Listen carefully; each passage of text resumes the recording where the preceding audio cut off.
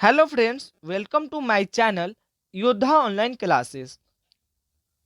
इस वीडियो में हम लोग जानने वाले हैं जो कि कंपार्टमेंटल एग्ज़ाम 2 मई से स्टार्ट है, जो कि 2 मई को हिंदी का पेपर है। और हम लोग इस वीडियो में हिंदी से 20 वीवीआई ऑब्जेक्टिव क्वेश्चन लेकर आए हैं। अगर आप इस वीडियो को देखते हैं तो शुरू से अंत तक आप जरूर देखिएगा और इस वीडियो को अपने दोस्तों के पास भी शेयर कीजिएगा। तो चलिए अब हम लोग स्टार्ट करते हैं। तो सबसे पहला सवाल है, कह रहा है कि मागमा क्या बेचती थी। तो आपके पास 4 ऑप्शन होगा। जैसे में ए में दिया गया है दूध, ए में दूध, बी में दही, सी में मक्खन और डी में घी। तो इसका सही जवाब क्या होगा भैया? तो इसका सही जवाब जो होगा पहला का बी आंसर सही है। मागमा क्या बेचती थी? तो दही। चलिए अब हम लोग चलते हैं दूसरा क्वेश्चन में। दूसरा सवाल कर रहा है कि मागमा के परिवार में कुल कितने सदस्य थे। ऑप्शन में ए में 2, 3, 4, 5। तो आप लोग आंसर बताइए। तो इसका सही जवाब जो होगा सी आंसर सही होगा, यानी दूसरा का सी आंसर सही होगा। तीसरा सवाल हम लोग देखते हैं। तीसरा प्रश्न संख्या 3 कह रहा है कि दही वाली मगमा किस भाषा के में रचित कहानी है। ऑप्शन में है ए में उड़िया, बी में तमिल, सी में कन्नड़ और डी में गुजराती। तो इसका सही जवाब जो होगा सी आंसर सही होगा, यानी दही वाली मागमा किस भाषा में रचित कहानी है? तो कन्नड़ में है। तो तीसरा का सी आंसर सही है। चलिए अब हम लोग चलते हैं चौथा सवाल। चौथा सवाल कह रहा है कि रगब्बा कौन था? मागमा का पुत्र, नजम्मा का पुत्र और नजम्मा का भाई और मागमा का पुत्र और इनमें से कोई नहीं। तो इसका सही जवाब जो होगा डी आंसर सही होगा, यानी चौथा का डी आंसर सही है। चलिए अब हम लोग चलते हैं इसी प्रकार से क्वेश्चन नंबर 5 में। कह रहा है कि दहते विश्वास कहानी का प्रमुख पात्र कौन है। यानी कह रहा है कि दहते विश्वास कहानी का प्रमुख पात्र कौन है। तो इसका सही जवाब जो होगा ए आंसर सही है, यानी पांचवा का ए आंसर सही है, यानी लक्ष्मी। चलिए अब हम लोग चलते हैं छठा सवाल में। कह रहा है कि दहते विश्वास किस भाषा में रचित कहानी है। कन्नड़, तमिल, गुजराती, उड़िया। तो इसका सही जवाब आप लोग बताइएगा कमेंट बॉक्स में जरूर। तो इसका सही जवाब जो होगा डी आंसर सही होगा, यानी छठा का डी, यानी उड़िया। चलिए अब हम लोग चलते हैं सातवां सवाल। कह रहे हैं कि लक्ष्मी के पास, सातवां सवाल कह रहा है कि लक्ष्मी के पास कितनी जमीन थी। ऑप्शन में है 1 बीघा, 2 बीघा, 3 बीघा और 4 बीघा। तो इसका सही जवाब जो होगा सातवां का ए आंसर सही है, यानी सातवां का ए आंसर सही है, यानी 1 बीघा लक्ष्मी के पास जमीन था। चलिए अब हम लोग चलते हैं आठवां सवाल में। कह रहा है कि मंगू किस कहानी का पात्र है। यानी मंगू जो है किस कहानी का पात्र है, यानी किस कहानी का है। तो ऑप्शन में है दही वाला मगमा, दही वाली मगमा, नगर, दहते विश्वास, माँ।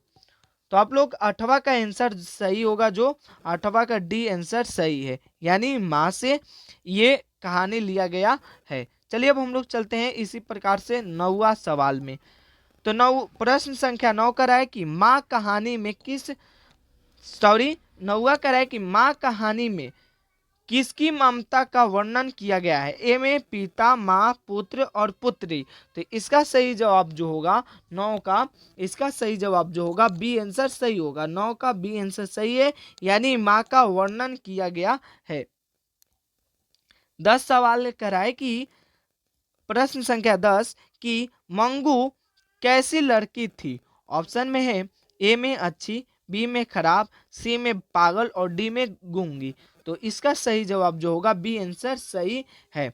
मंगू कैसी लड़की, oh sorry, C answer, sorry, 10वां का सी आंसर सही है, यानी मंगू कैसी लड़की थी? पागल थी। चलिए अब हम लोग चलते हैं 11 सवाल में। प्रश्न संख्या 11 का है कि माँ किस भाषा की रचित कहानी है। बांग्ला, उड़िया, गुजराती, राजस्थानी। तो इसका सही जवाब जो होगा 11 का सी आंसर सही है, यानी गुजराती। 12 नंबर का है कि मंगू कितनी सॉरी मंगू की उम्र कितनी थी? 10 वर्ष, 11 वर्ष, 12 वर्ष, 13 वर्ष। तो इसका सही जवाब जो होगा, इसका सही जवाब आप लोग कमेंट बॉक्स में जरूर बताइएगा अगर आपको पता होगा तब। तो इसका यानी 12 का आंसर जो होगा सही, सी आंसर सही होगा, यानी मंगू 12 वर्ष की थी। 13 सवाल कराए कि पापाती पापाती किस रोग से ग्रसित थी? ऑप्शन में है ममेरिया। इस प्रकार से 4 ऑप्शन दिया गया है, तो आप लोग हाली हाली बताइए। तो इसका आंसर जो होगा 13 का, इसका 13 का आंसर जो होगा बी आंसर सही है। 13 का बी आंसर सही है। 14 नंबर सवाल में देखेंगे, कह रहा है कि सीता सीता कितने कितने दिन एक सॉरी, कह रहा है कि 14 सवाल कि सीता कितने कितने दिन एक लड़के के पास रहती थी? 1 महीना, 1 महीना, 2 महीना, 3 महीना, 4 महीना। यानी सीता जो थी वह एक बेटे के पास कितने दिन रहती थी? तो इसका जो होगा आंसर 14 का ए आंसर सही होगा। 14 का ए आंसर, यानी 1 महीना रहती थी। 1 महीना, एक जैसे एक बेटा के पास 1 महीना रहती थी।